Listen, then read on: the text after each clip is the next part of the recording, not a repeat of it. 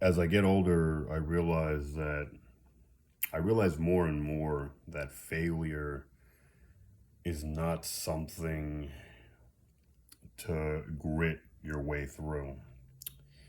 And as a matter of fact, I think being gritty in a sort of harsh way can actually make things worse for you. The first step when you fail, it's the first step in a lot of things. Definitely when you fail is the acceptance that you have to that you have to have before you take another step. Acceptance is the first step in that journey, and it's a journey that doesn't involve anything glamorous and doesn't involve anything bombastic. You're taking the first step in a journey that really involves a lot of simple, unvarnished, and quite frankly, um, mostly unseen work. It's a lot of stuff that even you may miss, because it's so in the background. It's really it's less about the actions that you take, even though that's part of it, and it's more about the changes that have to happen deep within you, partly as a result of those actions, but really, and really, not to kind of not to snap out of that frame of mind, but the way I picture it is it's really a sort of it's a doing of the things that you failed to do, um, when you failed, right? Okay, it's a doing of the things that journey, a doing of the things that were not done, which the not doing of, sorry, resulted in failure, right? It's drifting away from that, from the mindset that got you there. The failure is more than a one-time instance. It is the result of actions that have to be examined after the failure, right? Otherwise, you're doomed to repeat it. So you accept it, and then well, like I said, you go through a changing of mental processes, but the actions matter. Um, and they don't have to be loud and bombastic, and maybe they shouldn't be actually, but your actions are going to speak for the changes going on in your mind or the lack thereof, right? You failed, and now you're engaging in actions that are either reinforcing the behavior that led to your failure, which is still there. I mean, your mind is still the same unless you, frankly, you get a little bit angry with yourself and you choose to change it. It's going to be unpleasant. It's going to be hard to an extent.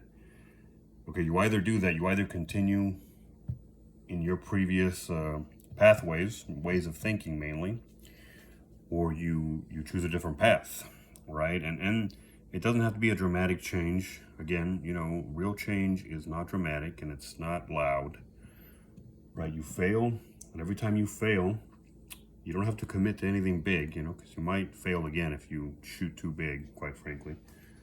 You shoot big, you're gonna miss big. You shoot small, you're gonna miss small, right? There's a little bit of a gun reference right there. I don't know why. You fail, and you can commit to a different frame of mind. You can make small changes. You can partake in actions that are counter to what you used to do, which caused you to fail. Which collectively, if you do this every time you fail in some small way, collectively your mindset will begin to change, and as a result, your actions are going to change. But I suppose the focus has to be on your actions. You have to do little things that you didn't do before you failed and which caused you to fail. And I'm trying to think of an example, but at the same time, I don't know if I should provide an example.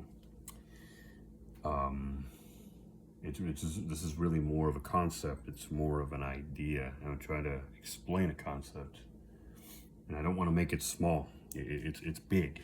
Right? You fail. You accept that you failed, and you do a bit of an examination. It doesn't have to be a long one. It doesn't have to be something that will exhaust you. The really important step is the acceptance, because that acceptance strengthens you. I talked about avoiding grit in order to deal with failure, because grit often is too harsh. But acceptance is a lot softer, but it steels you in a way to take the next steps.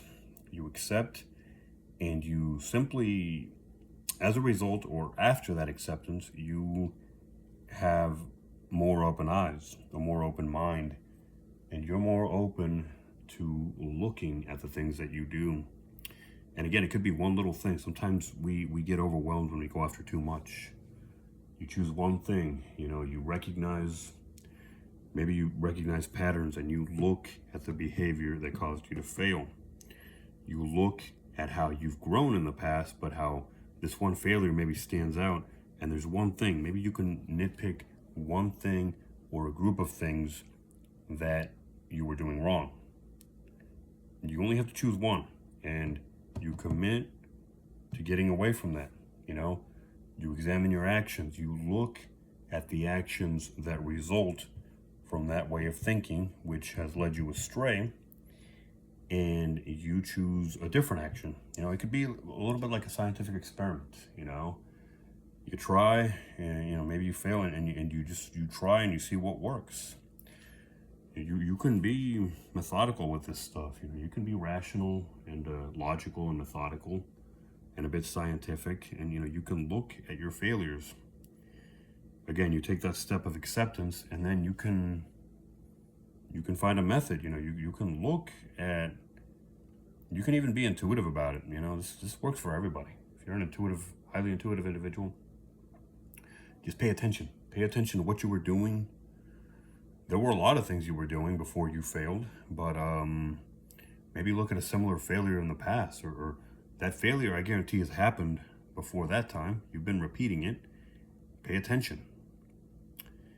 And if you're doomed to do it again, you're doomed to do it again. Pay attention that time. Look at the things you're doing.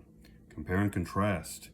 Look at every time, if you're able to, if you've been paying attention, that you have failed in the same way, or at least commit.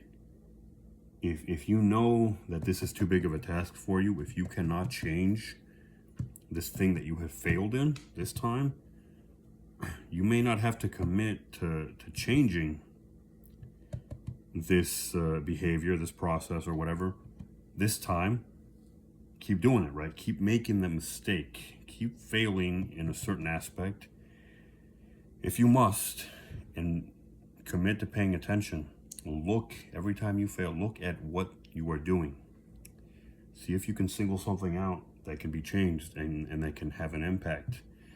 Maybe you're doomed to fail in this way numerous times. That's life. We stumble and we fall. Look every single time. Look at the similarities. Look at the difference. And I guarantee you will eventually be able to single out that one thing that needs to change.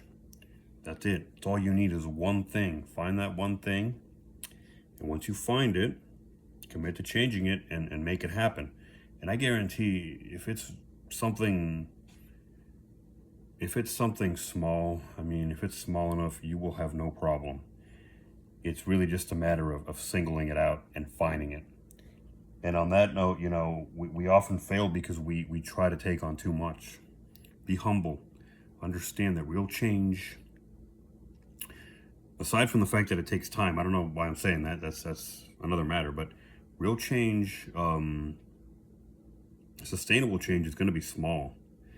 And it will accumulate. The small changes will accumulate, but you have to be humble enough to make changes in small, maybe even tiny, minuscule, almost microscopic ways.